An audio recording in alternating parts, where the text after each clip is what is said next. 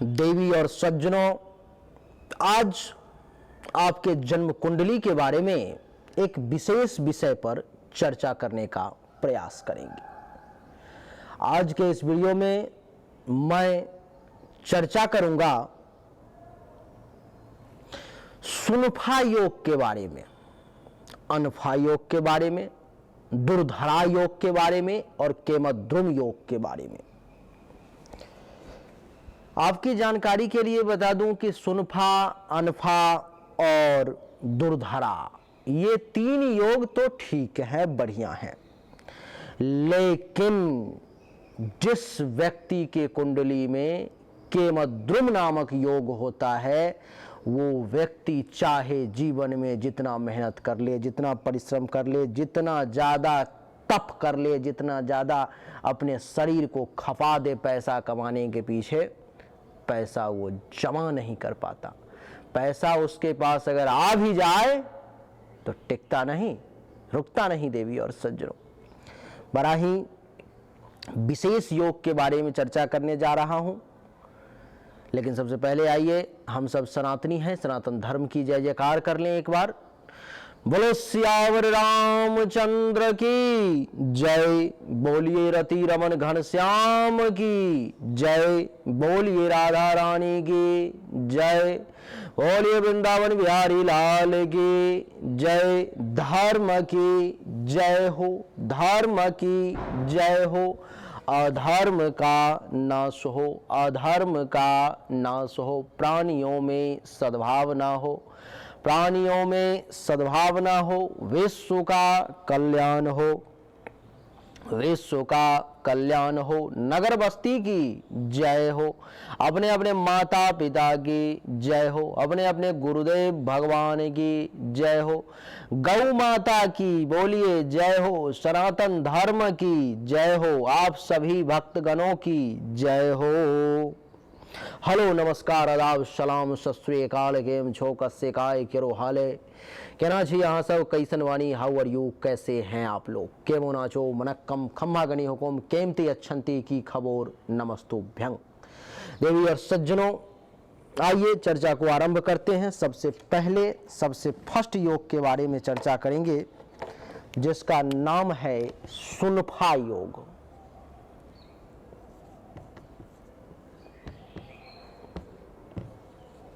जो लोग ज्योतिष से संपर्क रखते होंगे, उन्होंने इस योग का कभी नाम सुना होगा। ये बहुत अच्छा योग है।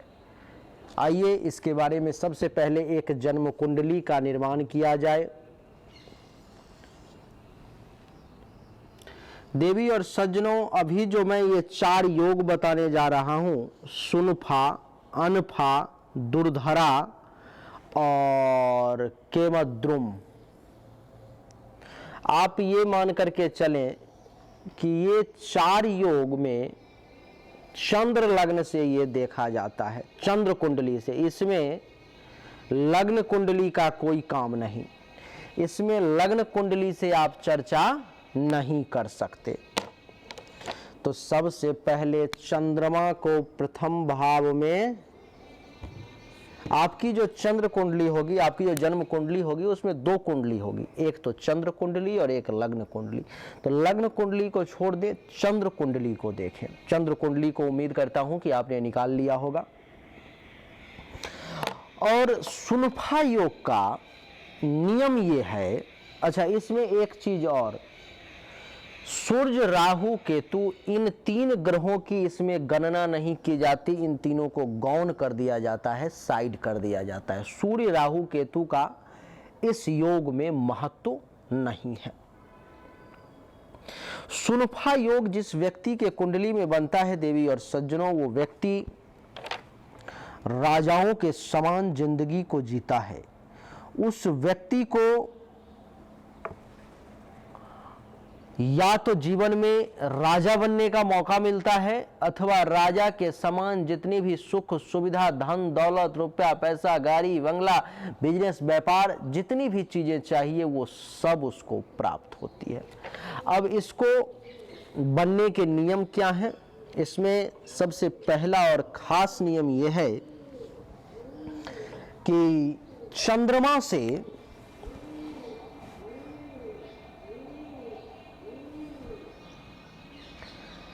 दूसरे भाव में, चंद्रमा से दूसरे भाव में सूर्य राहु केतु को छोड़ करके कोई भी एक ग्रह होना चाहिए। थोड़ा ध्यान से सुनना।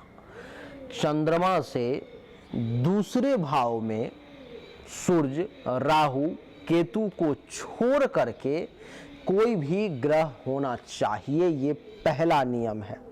जैसे कि मान लो आप कि चंद्रमा से दूसरे भाव में यहां पर में शुक्र बैठा हुआ है। ये किसी भी लग्न की कुंडली हो सकती है, कोई दिक्कत नहीं है, इसलिए मैंने इसमें किसी का नंबरिंग नहीं दिया कि ये किस लग्न की कुंडली है। चंद्रमा से दूसरे भाव में कोई ग्रह हो सूर्य राहु केतु के अलावा, यानी कि मंगल बुध शुक्र शनि और गुरु, इसमें से कोई भी ग्रह 5 में से हो, और चंद्रमा से 12वें भाव में द्वादश भाव में कोई भी ग्रह नहीं होना चाहिए, कोई भी तो कोई भी नहीं, तो उस व्यक्ति के कुंडली में सुनफा नाम का राजयोग बनता है, सुनफा नाम का योग बनता है। और जिस व्यक्ति के कुंडली में सुनफा नाम का योग बनता है उस व्यक्ति को जीवन में धन दौलत बहुत मिलता है। वो व्यक्ति अपने जीवन में पैसा बहुत जमा कर पाता है, अपार धन दौलत का स्वामी बन पाता है। वो उसको अपने परिवार के लोगों से भी खूब सपोर्ट मिलता है, परिवार के हर व्यक्ति उसके फेवर में रहते हैं। परिवार में जो एक मीठा संबंध चाहिए वो उसको मीठा संबंध रहता है। देवी और सज्जनों, उसको पड़ोसी से भी खूब लाभ मिलता है। उसको इतना ही नहीं, सत्य बोलने वाला व्यक्ति होता है वो, और वो जो बोल देता है वही बातें अटल हो जाती हैं, वही बातें सत्य साबित हो जाती हैं। इसीलिए सुनफा नाम का योग बहुत कम लोगों के कुंडली में होता है, बहुत कम, यानी कि बहुत कम लोगों के कुंडली में ये योग होता है। हर कोई ये समझे कि उसके कुंडली में ये योग है तो ये उसकी भूल है, क्योंकि न के बराबर लोगों में ये योग होता है। तो ये हो गया है आपका सुनफा योग। सुनफा के बाद अब चर्चा करेंगे अनफा नामक योग के बारे में।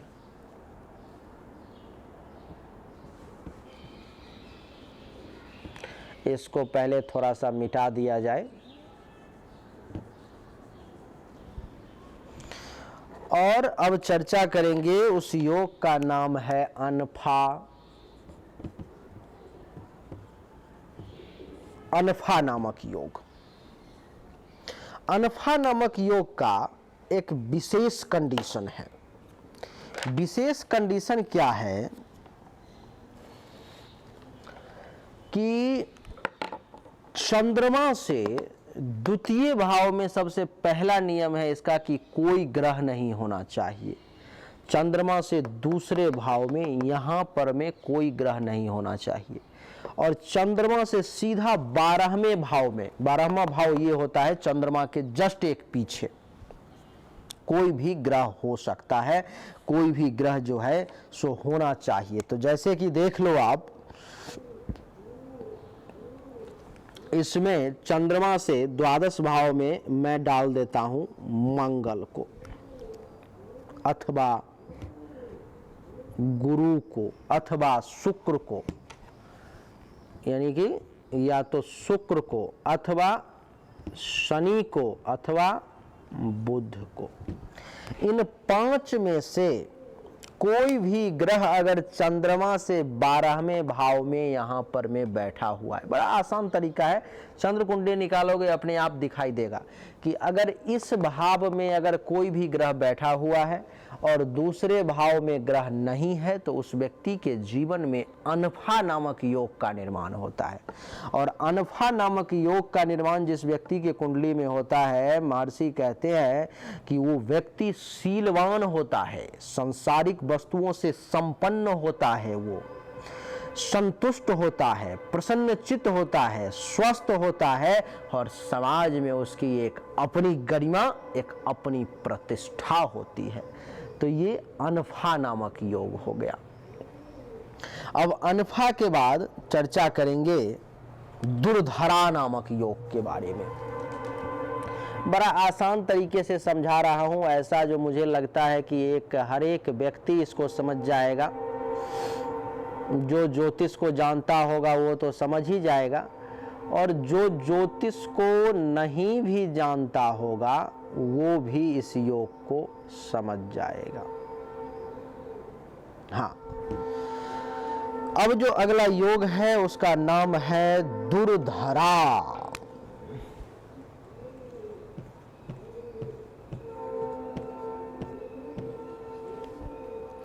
दुर्धरा योग, जैसे अनफा योग हुआ, जैसे सुनफा योग हुआ, उसी प्रकार से दुर्धरा योग हुआ। दुर्धरा योग का सिद्धांत है, नियम ये है कि आपके कुंडली में चंद्रमा से दूसरे भाव में और चंद्रमा से 12वें भाव में, दोनों भाव में कोई ना कोई ग्रह होना चाहिए। अब मान लो कि चंद्रमा से दूसरे भाव में यहाँ पर में शुक्र बैठा हुआ है, अथवा बुध बैठा हुआ है, अथवा मंगल बैठा हुआ है, अथवा गुरु बैठा हुआ है, अथवा शनि बैठा हुआ है। इन 5 में से कोई भी ग्रह यहाँ बैठा हुआ है, और इसी 5 में से कोई भी ग्रह यहाँ भी बैठा हुआ है। तो इस 5 में से मान लो कि मैं बुध को डाल देता हूँ यहाँ पर। तो अब हमारा कैलकुलेशन जो हुआ वो ये हुआ कि चंद्रमा से द्वितीय भाव में भी कोई ग्रह बैठा होना चाहिए, और चंद्रमा से 12वें भाव में भी कोई ग्रह बैठा होना चाहिए। अगर ऐसी स्थिति आपके कुंडली में है तो आप ये समझ जाएं कि आपके कुंडली में दुर्धरा नामक राजयोग का निर्माण होता है। और दुर्धरा नामक राजयोग जिस व्यक्ति के कुंडली में होता है वो व्यक्ति अपने जीवन में सुख की प्राप्ति करता है, सौभाग्य की प्राप्ति करता है। बड़ा बड़ा वाहन, गाड़ी, जैसे किसी को 2 व्हीलर 4 व्हीलर, किसी को BMW, किसी को मर्सिडीज, किसी को SUV, जिसकी जैसी इच्छा है और दुर्धरा नामक योग में जिसका जितना शक्ति है उसको उतने सुखों का प्राप्ति होता है। और वो व्यक्ति इन सभी सुखों के प्राप्ति के बावजूद त्यागी कहलाता है। उनको इन सब सुख से बहुत ज़्यादा लगाव नहीं होता।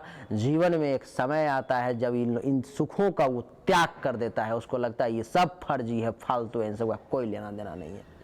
तो ये हो गया है आपका दुर्धरा नामक योग। इसका कंडीशन क्या है कि चंद्रमा से दूसरे भाव में और चंद्रमा से द्वादश भाव में, दोनों में कोई ना कोई ग्रह होना चाहिए, सूर्य राहु केतु को छोड़ करके।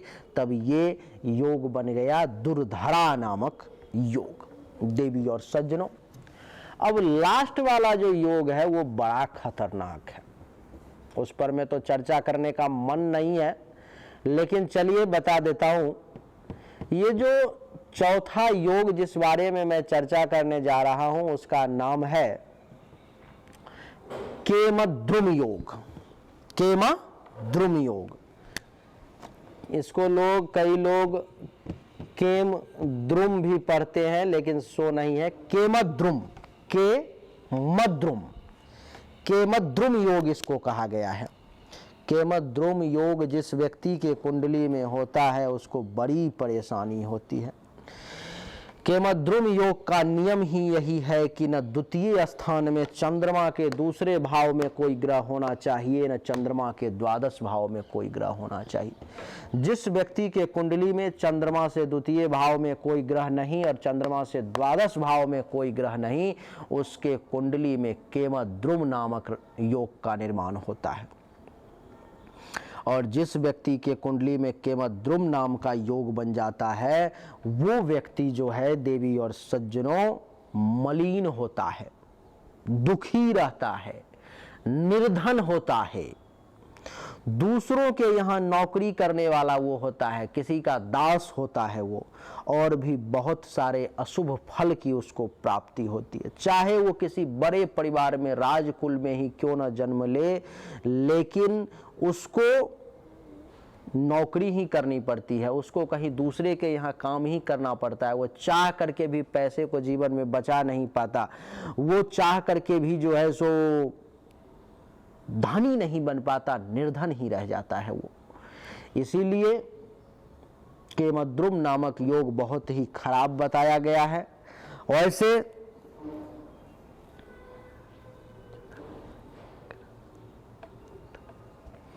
केमद्रुम नामक योग के भंग का भी विचार बताया गया है। अगर चंद्रमा जहां बैठा हुआ है उस पर में सूर्य नहीं, मंगल बुध गुरु शुक्र शनि, मंगल बुध गुरु शुक्र शनि इन सब की दृष्टि पड़ती है। अगर सभी ग्रहों की, अब देख लो कैसे दृष्टि पड़ेगी। मंगल की दृष्टि इस पर में तब पड़ेगी जब मंगल यहाँ बैठा हो, ठीक। तो मंगल की एक दो, मंगल की यहाँ नहीं है, सॉरी, मंगल की दृष्टि पड़ेगी यहाँ, जब मंगल रहेगा तब पड़ेगी 1 2 3 4, चौथी दृष्टि। मंगल की 7वीं दृष्टि पड़ेगी जब मंगल यहाँ बैठा हो। मंगल की 8वीं दृष्टि पड़ेगी जब मंगल जो है सो यहाँ बैठा हो। तो मंगल इस तीनों भाव में अगर कुंडली में बैठा हुआ है, तीनों में से किसी में, तो मंगल की दृष्टि चंद्रमा पे पड़ गई। बुध की दृष्टि तब पड़ेगी जब बुध कुंडली के 7वें भाव में बैठा हुआ हो। गुरु की दृष्टि तब पड़ेगी जब गुरु कुंडली के 9वें भाव में 5वीं दृष्टि, 7वें भाव में 7वीं दृष्टि और 5वें भाव में 9वीं दृष्टि, यानी कि 7 8 9। गुरु या तो 9वें भाव में हो या 7वें भाव में हो या 5वें भाव में हो, तब जाकर के चंद्रमा पर दृष्टि पड़ेगी। शुक्र की दृष्टि जो है सो जब पड़ेगी जब यहाँ पर में 7वें भाव में हो। शनि की दृष्टि तब पड़ेगी जब शनि कुंडली के 11 भाव में अथवा 7वें भाव में अथवा 4th भाव में हो। तो 7 8 9 10वीं दृष्टि पड़ जाएगी।